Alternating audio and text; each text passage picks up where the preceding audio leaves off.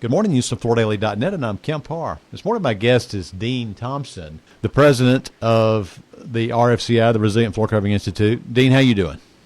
I'm doing awesome. Thank you very much. It's good to talk to you. I know I've caught you up in your home gym, and thanks for stopping your workout for a second, but we've got this news today that you've been awarded the Partner of the Year by the Vinyl Institute, so congratulations. Well, yeah, thank you very much. I'm delighted this is not a video interview. But yes, I was very pleased down at the Vinyl 360 conference I had a week or so ago down in Florida to be honored by them. But the real honor has been working with that group over the years.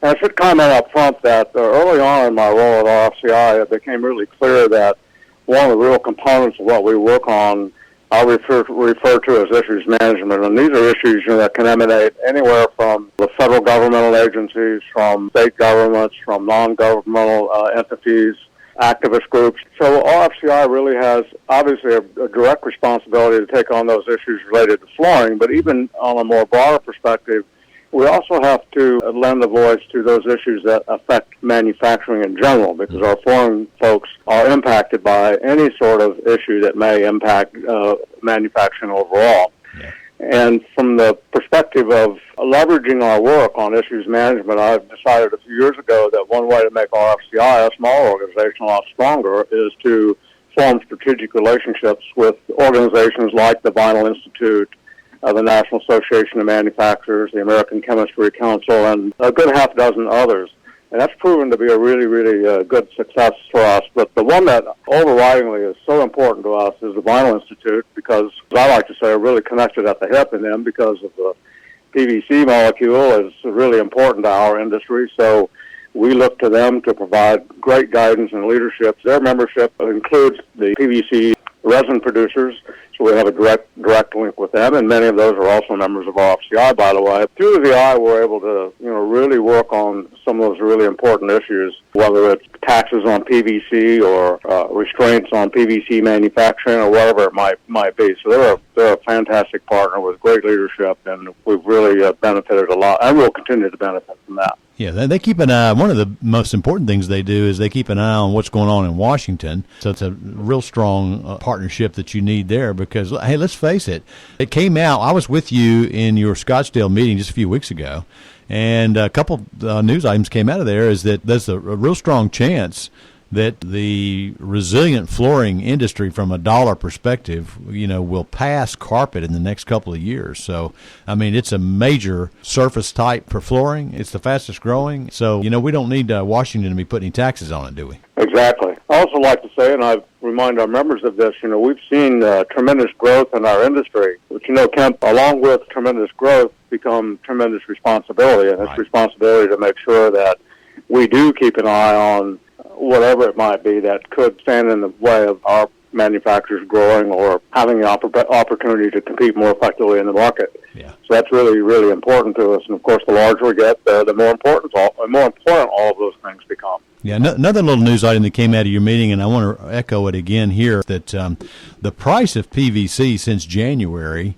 the raw material product, and I think much of this is thanks to that Texas freeze, but it's up 47% since January 1st. So, that's why we've seen these manufacturers have to go back to the well on price increases because their raw material prices are up, right? Yes, that's true. And I think that right now, I think it's fair to say that there's a concern here, and that is that, we're starting out of the gate with such a large amount of our business being imported, and so we're impacted by that 25% plus tariff situation going on in China. Plus, we've seen kind of the perfect storm of bad things happening where through the supply chain issues, service has gone down and cost has gone up. So one concern we have long term is, will those increasing costs at some point in time have any impact on softening demand? Any. Thus far, the value proposition of our product has been able to carry those increases into the market. And one of the things, I guess maybe it's a bit of a saving grace, is that in general, people don't buy flooring that often.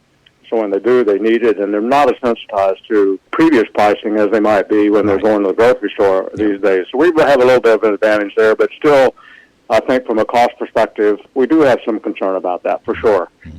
Well, when they gave you the award, they gave you a little menu of the things that you'd done, and a lot of it is around this whole certification and environmental declarations, and you've done a responsible job of making sure people who specify this product know exactly that it's a safe and quality product when it goes in, right? Well, one of our overarching goals is working to enable our manufacturers to more effectively go to market with a good, solid environmental and sustainability platform. And so there are things that we've been able to do at RFCI that have directly benefited our manufacturers from that perspective. And you're right, they do pretty much center on certification programs, like the Foursquare indoor air quality certification, our Sure Certified program, environmental product declarations, and a number of those things that have really greatly assisted our producers in elevating their own sustainability messaging in the market. Yeah, and let's don't forget the whole message you've got around beautifully responsible, right? I mean, you've got a website out there and some gorgeous photography that shows what the product looks like, and you're doing that on the internet, which is also helping. We've been really fortunate on that. I mean, sometimes the wind blows your way on things, and it really did in this regard, but we should take a little credit too in that one of our things we do routinely is review our strategic plan and where we're putting emphasis. And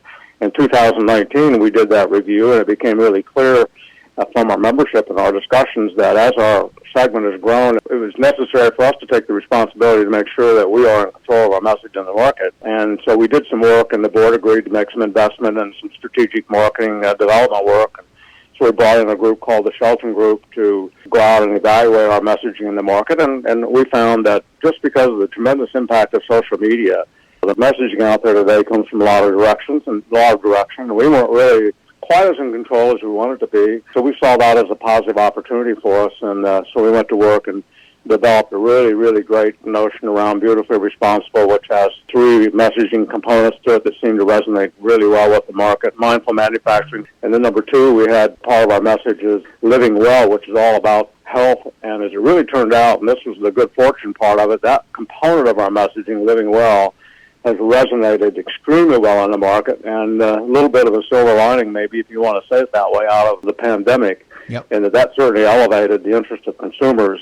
But we've seen also, Kemp, a significant number of consumers that are much more elevated in their thinking related to health and environmental and sustainability issues. So that Living Well message has really, really resonated well. Then the third message is Made for Living, which is all about the performance of our products. Some things we've done there that our manufacturers and our innovation has brought to the market, waterproof, advanced wear layers, and all of those things that drive performance. And then one of the most important aspects of our product, sustainability-wise, continues to be the durability and long-term life cycle of our products. By far and away the most important thing we have going in that regard. All right, Dean, well, I appreciate you catching us up on things, and congratulations on your award. Again, been talking to Dean Thompson, the president of the RFCI, about his Vinyl Institute Award, and you've been listening to Kemp Harr and FloorDaily.net.